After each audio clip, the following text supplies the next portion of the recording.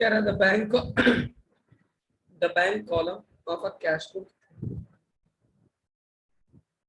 the bank column of a cash book showed a balance of rupees 50,000 as on 31st December 2008 2018.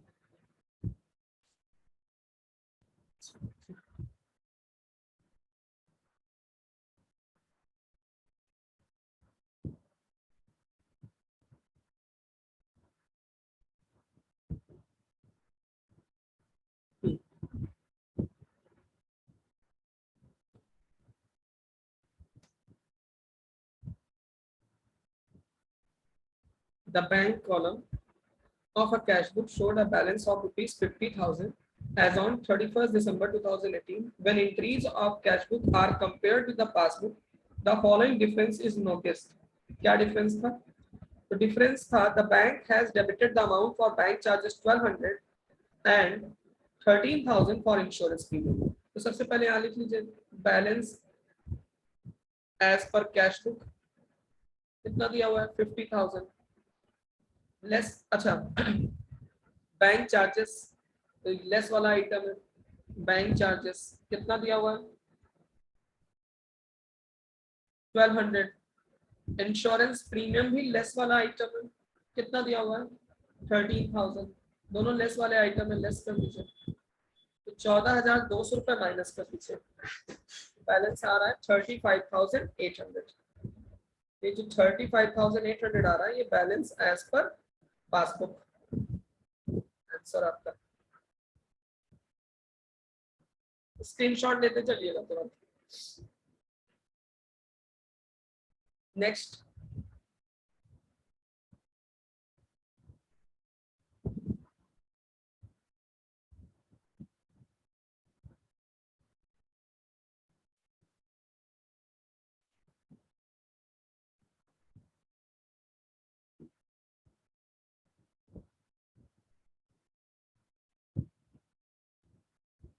The following information with respect of Messrs. Gitanjali Services is available. Balance as per passbook.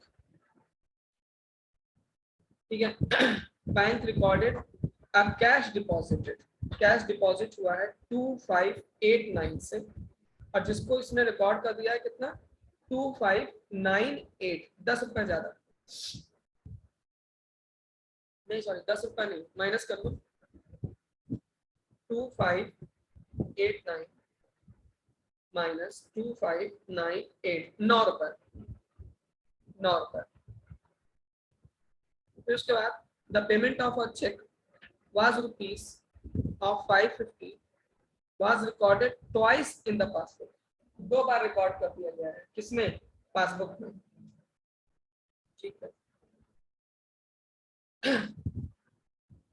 550 को add कर दो 18,000 plus 550 minus 9 तो यह आ जाएगा 18,541 balance as per cash book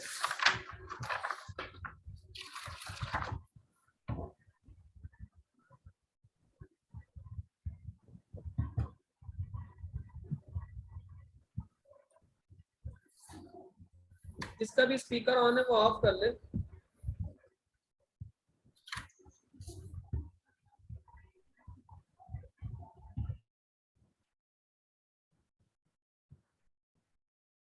balance as पर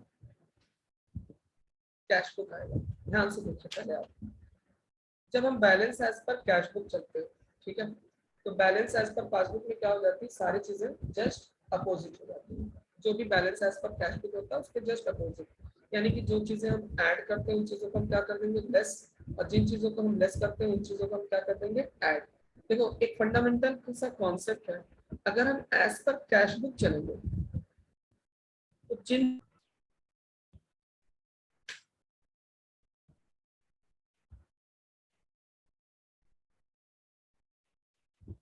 ध्यान से सुनो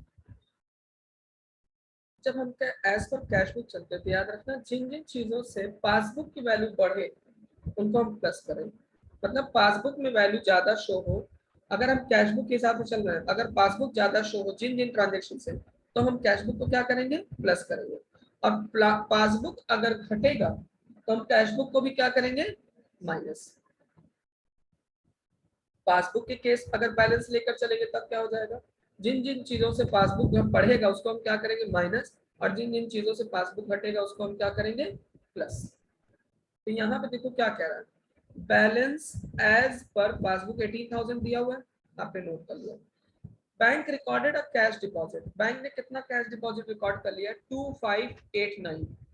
ठीक है, मतलब बैंक के पास आया है लेकिन उसने रिकॉर्ड कितना कर लिया, 2598, 9 रुपए ज्यादा। गलत किया ना, पासबुक 9 रुपए से तो इतना बढ़ नहीं रहा है, बात समझो। पासबुक क्या हो रहा है, 9 रुपए से इन्होंने ज्यादा से रिकॉर्ड कर लिया है। तो मैंने क्या कहा कि जब पासबुक प्लस होगा, प्लस मतलब अगर बैलेंस एज पर पासबुक के हिसाब से चल रहा है और अगर पासबुक प्लस होता है जिन जिन ट्रांजेक्शन से, तो हम उसको क्या करेंगे, माइनस में डालेंगे। तो जाहिर सी बात है 9 रुपए से पासबुक बढ़ रहा है ना, तो ये कहाँ चला जाएगा, ये वैल्यू माइनस में, ब्रैकेट का मतलब माइनस होता है। The payment of a cheque 550 was recorded twice in the passbook. अब 550 को आपने क्या बार रिकॉर्ड करा है, 2 बार। तो इसका मतलब उसको सही करने के लिए आप क्या करोगे, 550 को क्या करोगे, माइनस करोगे। नॉर्मली यही करते हैं। तो मैंने क्या कहा, जिन जिन चीजों से पासबुक क्या होगी, माइनस, तो उसको हम क्या कर देंगे, प्लस। लिख लो, अगर कहीं पे अपना शॉर्टकट लिखना चाहते हो तो लिख लो कि balance as per cash book, balance as per cash book, छोटा सा नियम है, लिख लो, कहीं किताब उताब में नहीं मिलता। जिस बैलेंस से, अगर balance as per cash book चल रहा है, अगर balance as per cash book चल रहा है, जिस ट्रांजैक्शन से पासबुक बढ़े, जिस ट्रांजैक्शन से पासबुक बढ़े प्लस, और जिस ट्रांजैक्शन से पासबुक घटे माइनस, जिस ट्रांजैक्शन से पासबुक घटे माइनस। ठीक है, अब यहाँ पे कर दो कि अगर बैलेंस एज पर पासबुक चल रहे हैं, बैलेंस एज पर पासबुक चल रहे हैं, तो जिन ट्रांजैक्शन से या जिस ट्रांजैक्शन से पासबुक बढ़े माइनस, और जिससे पासबुक घटे उसको क्या करेंगे, प्लस। वैसे क्लास 11th में सीबीएसई बोर्ड में प्लस माइनस वाला कॉन्सेप्ट पढ़ाते हैं तो वो ज्यादा इजी रहता है, लेकिन यहाँ पे आपको वो करने की जरूरत नहीं, क्योंकि आपको क्वेश्चन यहाँ पे सॉल्व नहीं करना है, सिर्फ मार्क करना है। सॉल्व करना होता तो वही टेक्निक बता देते। Next,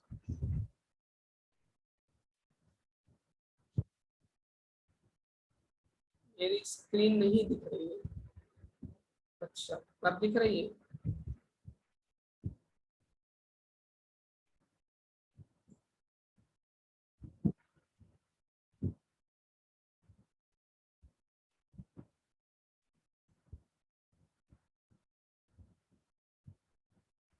question number 52, the bank column of a cash book showed a balance of rupees 60,000। Bank column of a cash book, याद रखना bank column of the cash book यानी balance as per cash book कर रहा है। कह रहा cheque of rupees 22,000 was issue, cheque आपने issue कर दिया लेकिन गोयल ने उसे लगाया नहीं, तो जाहिर सी बात है पासबुक से पैसा कटा नहीं, पासबुक बढ़ रहा है। कितने रुपए से बढ़ रहा है, 22,000 रुपए से, तो उसको प्लस कर दो, तो बैलेंस एज पर पासबुक कितना आया, 82,000। Balance as per passbook, answer कितना आ रहा है, 82,000। इतना छोटा क्वेश्चन पूछेगा। 5 बीआरएस के, अगर 4 भी बीआरएस के क्वेश्चन पूछे तो उसमें एक ऐसा क्वेश्चन होगा जिसमें आपको थोड़ा सा दिमाग लगाना है, थोड़ा सा मतलब 10%, नहीं 10% तो आदमी दिमाग लगा लेता है तो आईएएस बन जाता है, 1 ही % लगाना है बस, 1% से भी कम। ठीक है, इतना अगर आपको वो वाले क्वेश्चन है, और ये वो वाले क्वेश्चन है जिसमें आपको दिमाग ही नहीं लगाना है, बस देखते ही तुरंत सॉल्व हो जाना है। 53, 54, ये आ गया 54। बैलेंस एज पर पासबुक अपने से करो लेकिन आंसर देख लो। देखो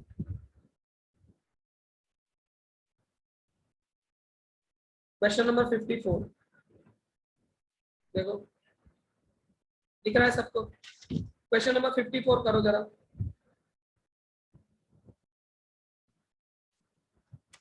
क्वेश्चन नंबर 54, स्क्रीन से बाहर देखो। सर 52 ही दिख रहा है। अरे भैया ये दिख रहा है, the following information with respect to Rajeshwari traders is available screen पे दिख रहा है। सर आपकी आवाज क्लियर नहीं आ रही। अच्छा यस सर दिख रहा है।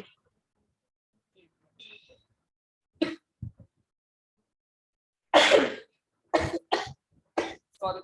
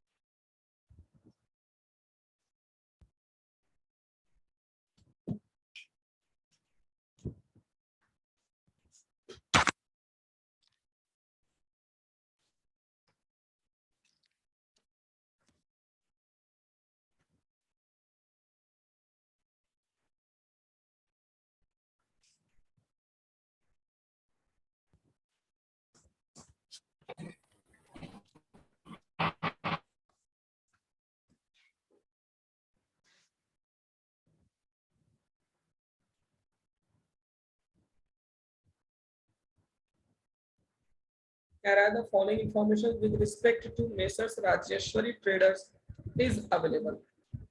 बैलेंस एज पर पासबुक 15,000 रुपए।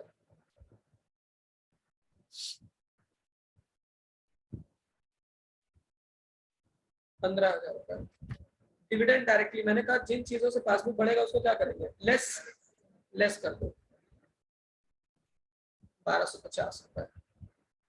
ठीक है, तो दूसरा क्या है, the passbook showed a credit for a cheque of ₹2500 pertaining to another customer of bank and does not pertain to Mr. Rajeshwari traders. मतलब किसी दूसरे की पैसा तुम्हारे अकाउंट में आ गया तो तुम्हारा पासबुक बढ़ गया ना, कितने से बढ़ गया, 2500 रुपए से। हटाओ इसको, मैंने कहा पासबुक जिससे बढ़ेगा उसको क्या करो, माइनस। तो 15,000 में से 1250 माइनस करो और फिर उसका 2,500 माइनस कर दो, तो 11,250 balance as per cash book आ रहा है। आंसर चेक कर लो।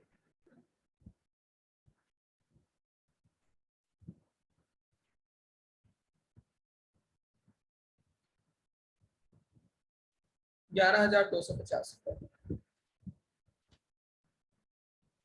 फिर आइए, which of the following is not। अरे अभी तो ये बीआरएस वारएस थोड़ा सा टेक्निकल चैप्टर है, अभी फाइनल अकाउंट में जब चैप्टर पढ़ाने लगेंगे तो तुम्हें लगेगा कि सर इतना इजी क्वेश्चन आता है, हम तो जबरदस्ती आपको 2,500 रुपए देके फंस गए। ऐसा कुछ है नहीं। क्योंकि मेरे पास तो पेपर वगैरह है, सारी चीजें है। अभी मान के चलो कि मैं थोड़ा सा बिजी हूँ, क्या चीजें थोड़ा सा उसमें नहीं जा रही है, क्या नाम है, दिमाग मतलब स्थिर नहीं है मेरा। लगा हुआ है किसी और चीज में, तो 30 तारीख के बाद स्थिर हो जाएगा। फैक्ट वो यही है, पेपर इतना इजी आता है कि अगर 75 क्वेश्चन अगर अकाउंट्स के पूछते हैं, शेयर क्यों नहीं हो रहा है। स्क्रीन दिख रही ना आप लोगों को?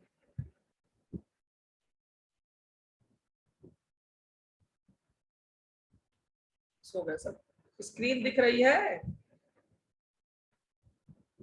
यस सर दिख रही है। यस दिख रहा है।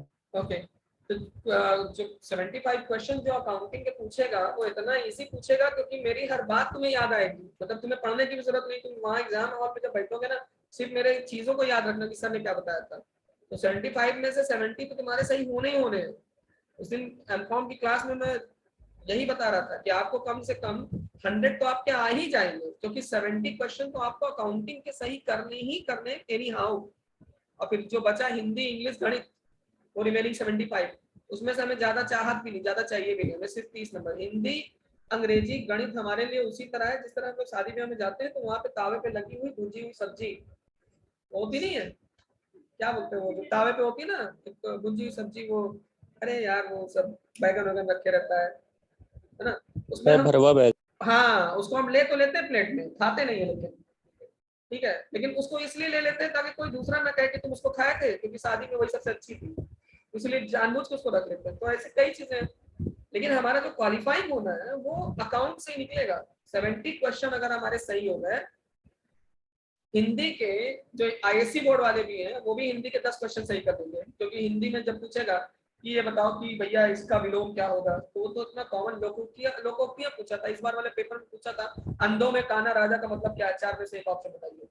अब यार ये तो कोई भी बता देगा, अंधों में काना राजा मतलब कई अनपढ़ों में एक थोड़ा बहुत पढ़ा लिखा, ये उसका अर्थ है। पेट में चूहे कूदना, ये पूछा भाई लोकोक्तियों में। अब पेट में चूहे कूदना मतलब बहुत जोर से आपको किसी को मारने का दिल करना, भूख लगना बहुत जोर से, या फिर कहीं घूमने जाने का मन करना, या इनमें से कोई नहीं। अब हिंदी में ऐसे ऐसे भी क्वेश्चन पूछा है, तो मैंने कहा ना हर टॉपिक के 10 क्वेश्चन तो आप ऐसे ही कर लोगे, बाकी जो क्वेश्चंस हैं वो तो यही सब है, तो इसलिए ज्यादा परेशान होने की जरूरत नहीं है। हाँ, और कहा थे हम लोग, अब बताओ ये वाला क्वेश्चन याद करो, ये बीआरएस वाला, how many grace are given in bills of exchange, driving to meet the bill. अब यार ये क्लास 11 का क्वेश्चन है सर, फिर एग्जाम पास क्यों नहीं कर पाते लड़के, इतना टिपिकल क्यों माना जाता है इसको, इसलिए माना जाता है कंप्यूटर। हम बताए पहले ही बताए थे कि हम 200 नंबर लेके चले आए इसमें, और कंप्यूटर में फेल हो जाए तो उसका कोई मतलब नहीं है। और कंप्यूटर भी बहुत इजी होता है। आइए पहले ये वाला क्वेश्चन कर ले, 64 जल्दी से सब लोग करिए। 64 दिख रहा है आपकी स्क्रीन पर,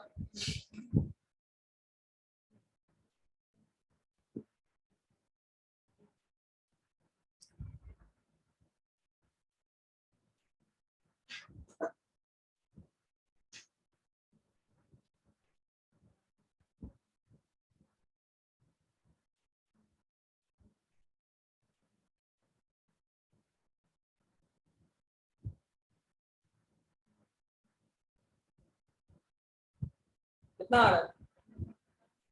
गलत।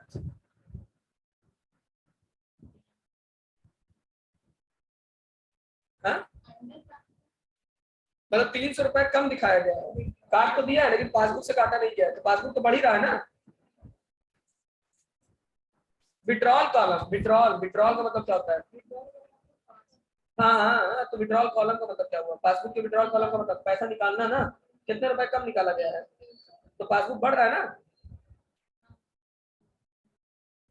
300 रुपए कम निकाला, यानी कि अंडर कास्ट, अंडर कास्ट यानी 300 रुपए आपने कम दिखाया, निकाल लिया है ज्यादा लेकिन दिखाया है कम, तो इस कम दिखाने की वजह से पासबुक तो बढ़ ही रहा है ना। कितने रुपए से बढ़ रहा है? अब बताओ, इतनी छोटी सी गलती करके वहां बैठोगी, कितना आया? 49,700। देखे कितने लोग हैं?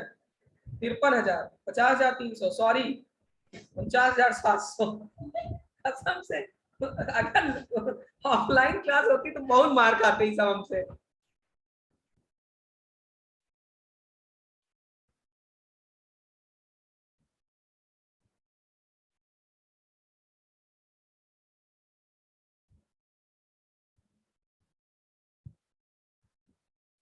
नेक्स्ट,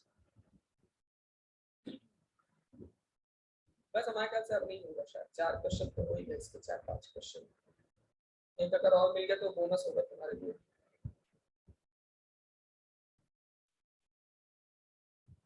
नहीं,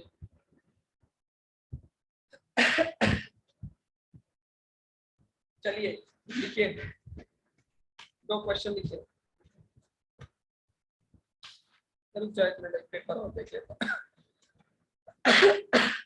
सॉरी।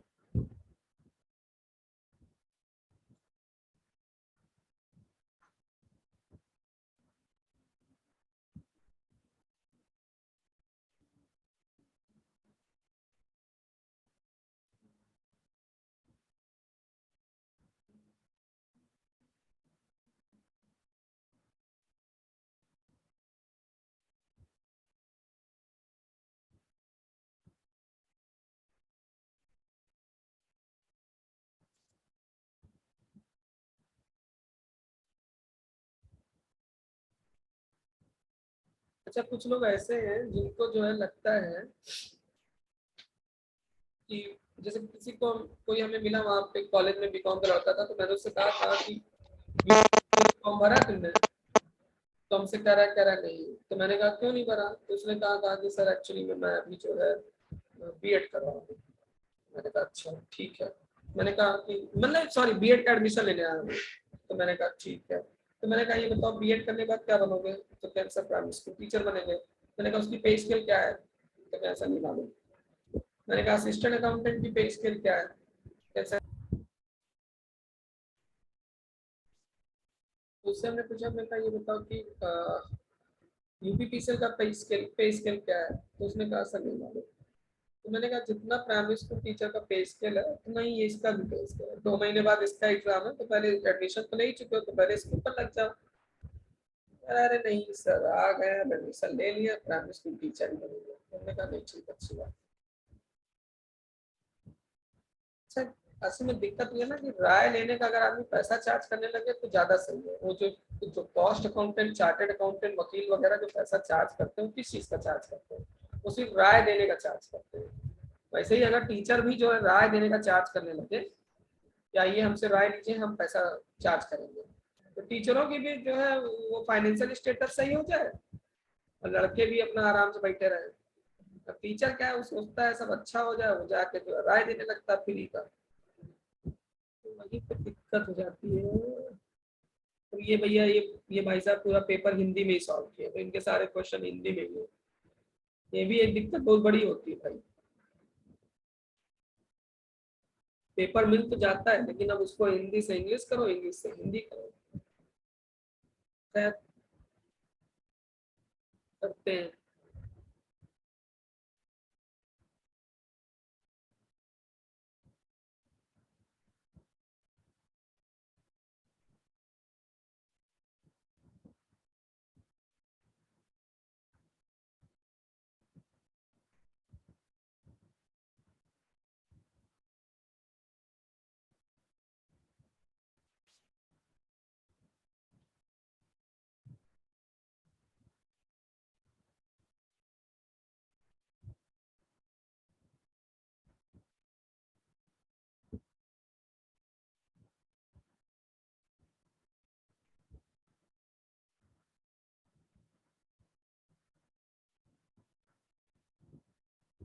सब मेरा पूछा ही नहीं है क्या क्वेश्चन, 68 पे पहुंच गए।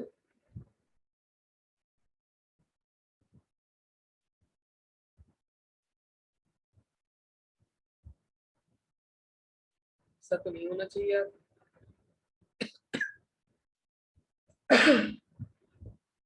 नहीं पूछा, 2018 के पेपर में पूछा ही नहीं था। अब पता नहीं हिंदी वाले में देखेंगे, इंग्लिश वाले में हो सकता है इसमें हम ना देख पा रहे।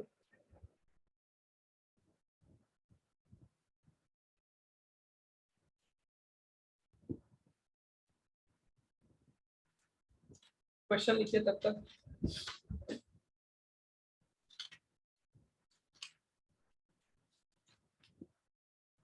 कल दिन में क्लास लेंगे, किसी को कोई दिक्कत? दिन में क्लास लेने पे why company has to carry out reconciliation process? Why company have to carry out reconciliation process? Option number 1,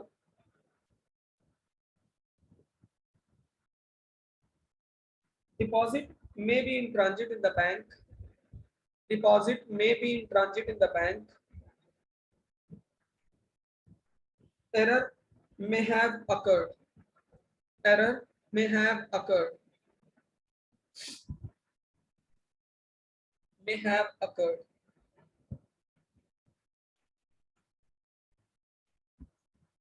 दूसरा लिखिए, a company cash balance at bank and as per bank, a company cash balance at bank and as per his cash book, his cash book usually do not match. Usually do not match.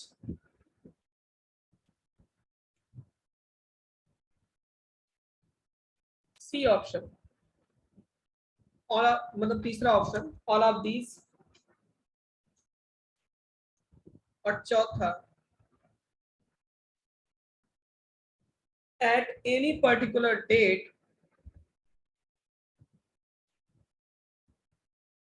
checks may be outstanding. Checks may be outstanding. Option बताओ जल्दी क्या होगा इसका।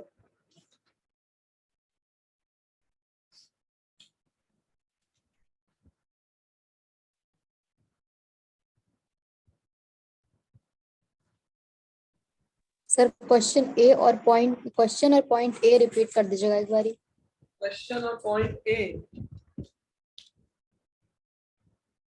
why company have to carry out reconciliation process, ये question है। Why company have to carry out reconciliation process? Option number A, deposit may be in transit to the bank. Deposit may be in transit to the bank. Error may have occurred. Error may have occurred. Next देखिए, what is the importance of BRS? हाँ, इसका option बता दो क्या है भाई। पहले वाला जो क्वेश्चन बता उसका ऑप्शन बता दो।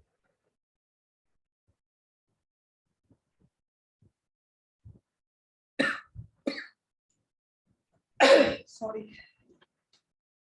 तबीयत नहीं सही, सारे सही हुआ तो जुकाम और खांसी। देखिए इसका ऑप्शन होगा ऑल ऑफ दीज, क्योंकि देखो डिपॉजिट ट्रांजिट रास्ते में हो सकता है जिसकी वजह से एरर आता है। दूसरा, कंपनी का cash balance as per bank, sorry balance as per bank और balance as per cash match नहीं करता। तीसरा ऑप्शन ऑल ऑफ दीज दिया हुआ है। चौथा option at any particular date cheque में भी आउटस्टैंडिंग, चेक आउटस्टैंडिंग हो। तो इन तीनों की वजह से बीआरएस हमें बनाना पड़ता है। What is the importance of BRS? Question number पहला, identification of error,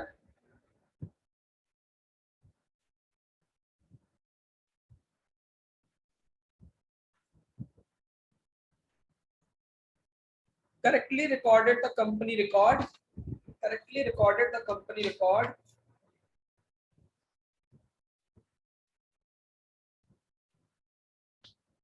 option number तीसरा ऑल ऑफ दीज,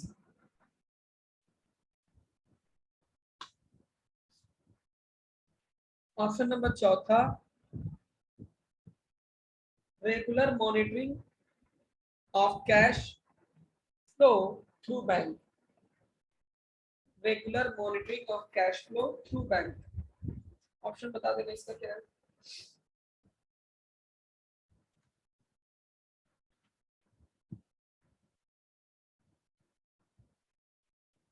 इसका ऑप्शन क्या होगा। Option B. Option B, B. अच्छा ठीक है भाई। और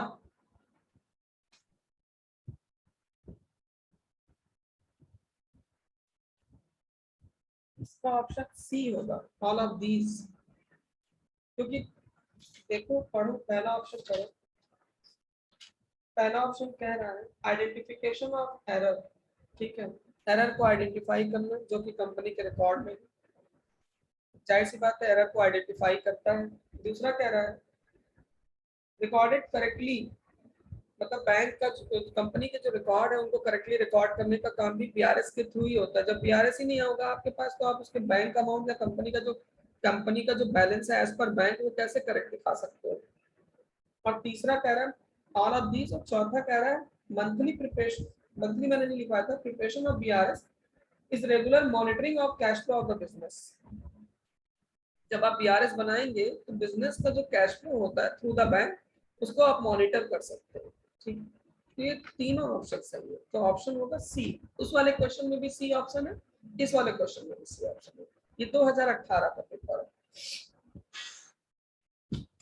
एग्जाम के बाद, मेरे पेपर के बाद जो आपको जो क्वेश्चन पेपर देंगे वो सिर्फ वही क्वेश्चंस होंगे उस टॉपिक, जैसे बिल्स ऑफ एक्सचेंज, उस टॉपिक के जो क्वेश्चंस पूछे गए हैं 5-6 सालों में जो पेपर हुए, बस अब उतना ही भी अगर आप तैयार कर लोगे ना तो 2-4 क्वेश्चन तो आ ही जाएंगे उसमें से। मुझे तुम लोगों के अकाउंट्स वाले पोर्शन के लिए दिक्कत नहीं है, वो 70 क्वेश्चन तो वो तो मैंने पहले ही कहा था कि वो तो एकदम हलवा है, उसको तुम लोग ऐसे ही कर लोगे। मेन दिक्कत वो कंप्यूटर है, कंप्यूटर भी हलवा ही है, कंप्यूटर बहुत दिक्कत नहीं है, वो सिर्फ हमें उस चीज को पढ़ना है जो चीज कंफर्म आनी है। अब हम जबरदस्ती का उसमें टाइम नहीं वेस्ट कर सकते कि हम इसको भी पढ़ लें, लॉ प्रोग्रामिंग अब सीख लें। अब यहाँ पे कुछ लोग तो ऐसे हैं जो हाउस वाइफ्स हैं, मतलब घर संभाल रहे हैं, मतलब 5-6 साल 7 साल 8 साल पहले से उनका छूट चुका है अकाउंटिंग वगैरह सब कुछ, कंप्यूटर वगैरह सब कुछ। अब इस उम्र में आके वो कहीं पे जाके जो है प्रोग्रामिंग लैंग्वेज तो नहीं सीखेंगे, मैं खुद नहीं सीखूंगा प्रोग्रामिंग लैंग्वेज, मैं दूसरे क्या बताऊँ। तो हम लोगों को सिर्फ उतना पढ़ना है कंप्यूटर में कि जितने में हमारा 30 क्वेश्चन सही हो। हमें कंप्यूटर में 50 क्वेश्चन भी नहीं सही करना, क्योंकि नंबर तो जोड़ना नहीं उसका। हमें क्वेश्चन कंप्यूटर में 50 में से 30 क्वेश्चन एग्जैक्ट सही करने, बस। 26 भी किसी के एग्जैक्ट, लेकिन एग्जैक्ट का मतलब होता है एग्जैक्ट। 26 से 25 नहीं हो और 24 ना हो, और 30 से 28 हो जाए, चलो ठीक है। 30 क्वेश्चन सही किया, 2 क्वेश्चन गलत हो गए तो माइनस मार्किंग से आप 25 तक पहुंच जाओ, 26-27 तक पहुंच जाओगे। तो ये चीज हमें करना है। हमें बहुत ज्यादा नहीं पढ़ना है कि हमें पूरा का पूरा उठा के एकदम से C++, पाइथन भी पता नहीं। इतना पढ़ना होगा तो फिर हम जाके जियो कंपनी में नौकरी कर लेंगे, फिर उनका टावर से टावर कनेक्शन बैठा देंगे। इतना नहीं पढ़ना है हमें, बस उतना पढ़ना है कि हमारा एग्जाम कंप्यूटर वाला निकल जाए। जो मतलब जो तुम लोगों ने मुझे 2499 फीस पेमेंट किया ना, वो मुझे तुम्हें सॉफ्टवेयर इंजीनियर बनाने के लिए नहीं पेमेंट किया, तुमने सिर्फ एग्जाम पास करने के लिए पेमेंट किया। तो मुझे पढ़ाना भी सिर्फ तुम्हें उतना है कि जितना में तुम एग्जाम पास करो। इसमें कई स्टूडेंट ऐसे हैं CMA वाले, जो CMA इंटर मेरे से पढ़े, वो जानते हैं कि हम उतना ही पढ़ाते हैं जितना एग्जाम में आ जाए। उतना ज्यादा हमें एकदम से एलाबरेट नहीं कर देना है कि तुम्हें बैठा दे कुर्सी पे चार्टर्ड अकाउंटेंट बना के या कॉस्ट अकाउंटेंट। उतना पढ़, एग्जाम पास कर लो, उसके बाद जाओ तुम्हें जो करना हो करो, ठीक है। कल मॉर्निंग में क्लास कितने बजे ले लें, मतलब मॉर्निंग में नहीं आफ्टरनून में रखेंगे, 2 बजे रख लें, किसी को कोई दिक्कत 2 बजे में? मतलब कल कई लोगों को बाहर और निकलना रहता है, लेकिन अगर हम 2 बजे रख ले कोई दिक्कत होगा तो व्हाट्सएप पे बता देना, जिसको दिक्कत होगा फिर हम टाइम चेंज कर लेंगे, और नहीं दिक्कत होगा तो कोई बात नहीं। कुछ लोगों को दिक्कत आई है वैसे बताइए। तो सर आप जिस टाइम फ्री हो। हाँ, ये तो एकदम डिप्लोमेसी वाला जवाब है, सही है भाई।